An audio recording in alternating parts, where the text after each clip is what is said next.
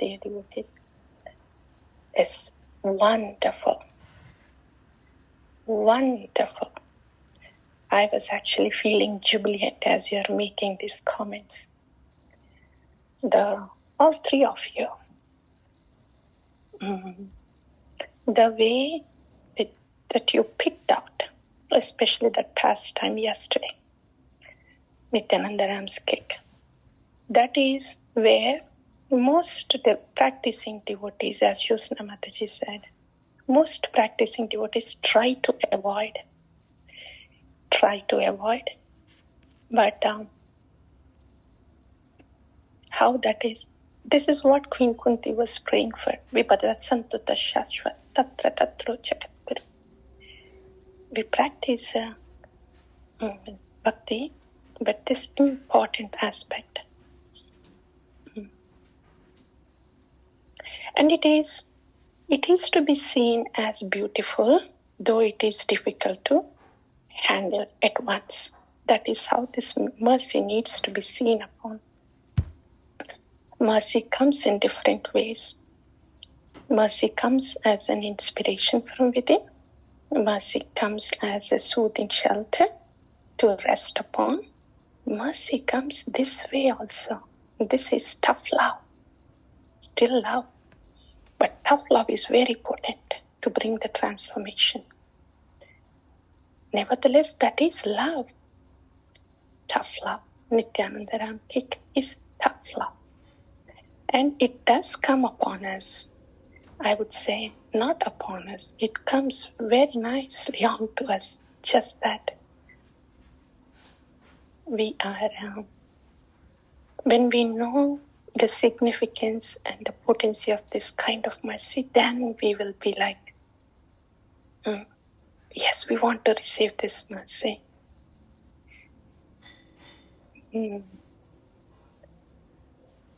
I am personally, voluntarily putting spotlight on this kind of mercy, the tough love. Tough love is not easy when it happens to us in a day-to-day life, and sometimes it happens big. There will be a jolt, immediate jolt. And first step is, this is what would happen, immediate jolt. That's what we experience, like Nityananda Ram kick. When there is a kick, there is an immediate jolt. That's the first thing. We do experience it. Oh, so difficult. So difficult. Like an earthquake. Like the earth under the feet is moving. Do we experience it? Oh, of course. From the feet to the spine, the chill passes over. Like that. So there will be a shaking experience. That will happen. That's the first thing. And the second thing, because we are hearing about these devotees, how did Nityananda Ram, how did Shivananda Sen respond? How did Shiva's Thakur respond? What did Queen Kunti Devi say? They are telling us this is how the layers would fall off when you are coming towards Bhagavan. And this is how you feel. And second step is, this is how you should respond. This is how you should perceive it. This is how you should think. These wonderful devotees are teaching us. So based on their teaching, then the second step of ours is, oh yes, very difficult to withstand. But what is Shastra? And what are these bhaktas saying? That's the second step. So that is a pause step. In the pause, we are not reacting, pointing out to anybody outside, anything, not to the life, not to the people, no resentment, nothing. Pause is a beautiful time to hear what the sadhus and shāstra is saying. Oh, okay, this should be my response now. Oh, this is how I should think now. So the second step is pause. When the jolt happens, pause. Second step. Third one, think not our thoughts are out of roof. There is nothing from us that can help. Only the words of sadhu and shāstra are of some help to respond to it. Anything from us would be only reaction, and it takes us nowhere. So the third step is think. Think what the sadhu and shāstra said. More than think. To bring it even more closer, hear what they have to say. The sadhu and shāstra. That's the third step. Okay. Based on what we have heard, sadhu, shāstra. Now fourth step, respond to it. Respond to it. These are the steps for even the small ones or the big ones. I want to be more optimistic. When we are doing it repeatedly, for the small things in day to day, or for the big things that might be happening to us, this is accountability. So, accountability and putting it in practice, this is anartha nivritti. Unless this active vigilance, anartha nivritti, is happening within, it would take lives and lives and lives to come to even nishta. What to speak of ruchi? We hear so much about ruchi, and we wonder why we don't get to ruchi, and we wonder why we don't experience. Ruchi is an experience. When we are still experiencing these modes, the transcendental experience, where is the place for the transcendental experience to come and sit? But when these anarthas, nivritti, are going away, when this four-step process is taken, we are emptying our consciousness from this trash. We are the knot that is hardly sitting there in the heart. We are holding on tight. Bhidyate hridaya grandhis chhidyante sarva samshayaha. This is what Srimad Bhagavatam is saying. Bhidyate hridaya grandhis. Why do we feel like, earthquake, oh my God, this is a jolt? Because knot in the heart is starting to pierce. That's why we feel like that. And Bhagavatam is saying that is how bhakti happens. Chhidyante sarva samshayaha. After this fourth step of volunteer anartha nivritti that we have taken upon, then comes the realization. Realization sits there, dear devotees. It doesn't just come as a first step. If there is anything happening as a first step, that's just water, riding on the water. Realization comes after that response. The sum total of what has happened in these four steps is the fifth step, realization. That's chhidyante sarva samshayaha.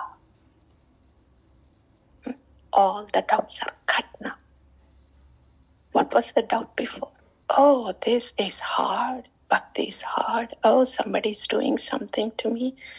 And getting stuck with the people outside, getting stuck with our own selves inside, stagnated, miserable, disconnected. All this before. And doubtful about the process.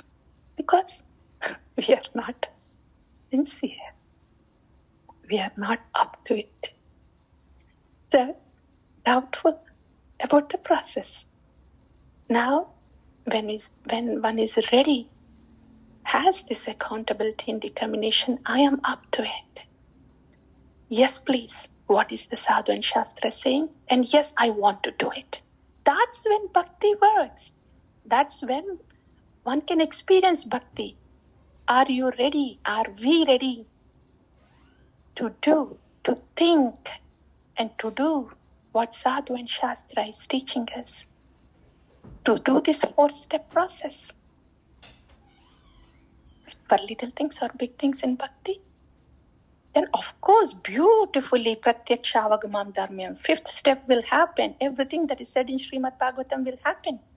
Chidyante sarva samshayaha. And then what happens? Drishta eva atmanishware. Oh my goodness! Is that so?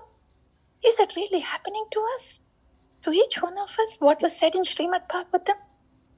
Drishta eva atmanishware. That you will know it yourself. When you have come until the 5th step of realization, that the 6th step is very close by, dear devotees. By that time, you have come a long way. 6th step is just next door. This is how one comes to Nishtha and Ruchi. And this is why actually the bhakti, this is why this tough love is a blessing. And when there is tough love, all this process happens. 1, 2, 3, 4, 5, 6, everything. Drishta eva atmanishwari. That comes with tough love. Not just with soothing mercy. That is also needed because we need that soothing shelter all the time. But we have to know this tough love is the key and it will happen to us. This Krishna sends this tough love to us time and again periodically.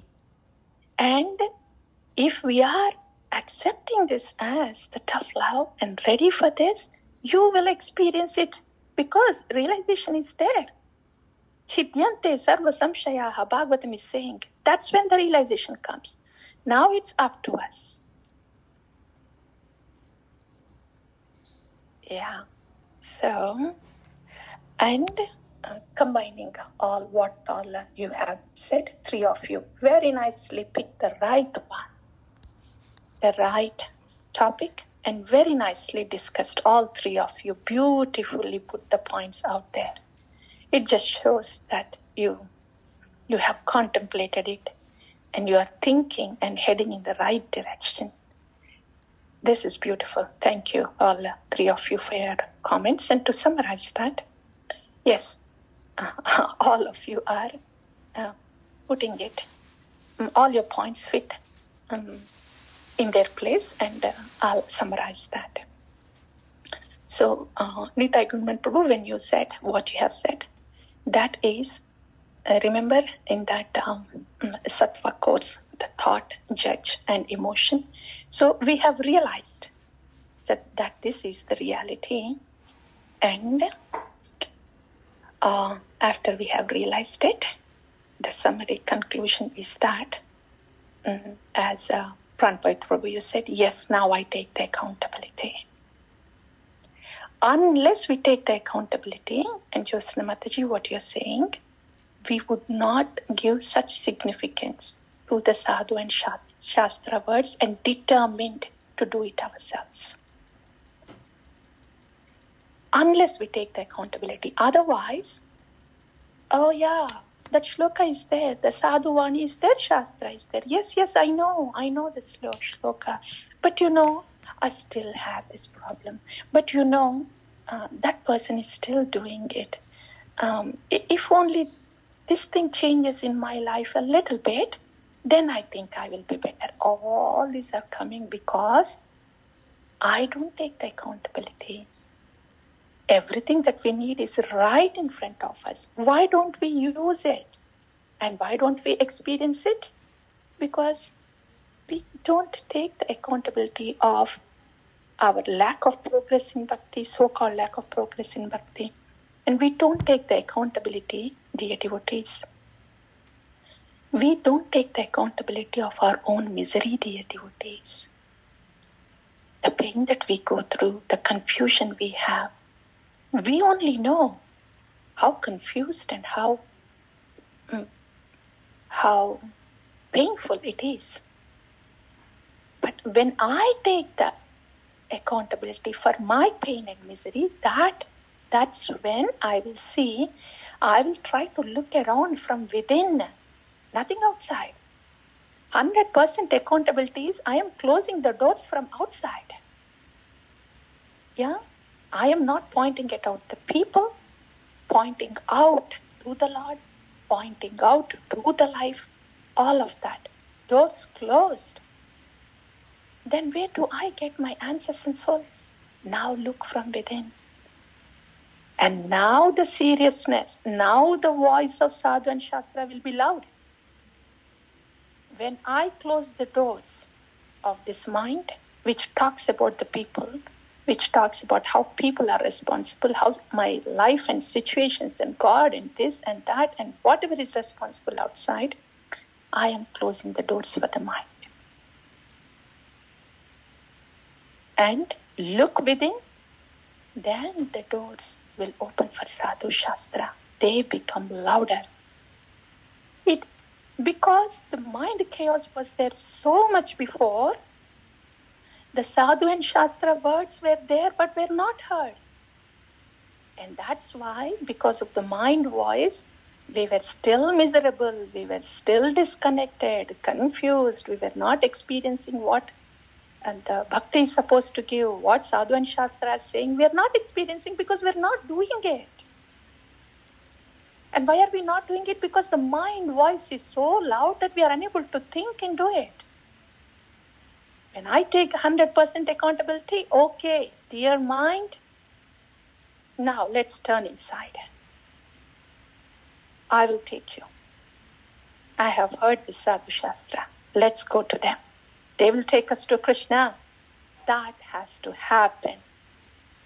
That has to happen in our spiritual life. Unless that happens, there is no wonder why we don't experience bhakti. And we shouldn't be wondering, why am I not able to progress in bhakti? Why am I not able to feel what it is said in bhakti? Why am I not able to feel happy? Why is my pain not going away? Because this has to happen. The words of sadhu and shāstra should be loud. It means the noise of the mind has to come down. And whatever the mind has to say with its feelings of resentment and everything, that package deal, has to come down. It will come down when I take the responsibility, accountability, that I am responsible for my pain. Then I'll take the necessary step. So in this way, all whatever you three of you have said fits in there. So, Pītyate hridaya grandis chityante sarva samshayaha. Chityante yasya karmani drishtayeva atmanishvare. This comes twice, dear devotees. When process of bhakti is being explained in the first canto by Suta Goswami to the sages of Naimisharanya, and in Uddhava Gita, when Bhagavan, Lord Krishna, is explaining to Uddhava, this very same verse comes. This is how bhakti happens. And this is beautiful, very beautiful. I will pause here, and I thank you for your sincerity, dear devotees, and the way you are proceeding with the determination and beautiful understanding. I am thankful to you. Thankful to you. Yeah, you are helping me reinforce, and you are keeping me in track. Thank you. I'll pause here. I'll pause.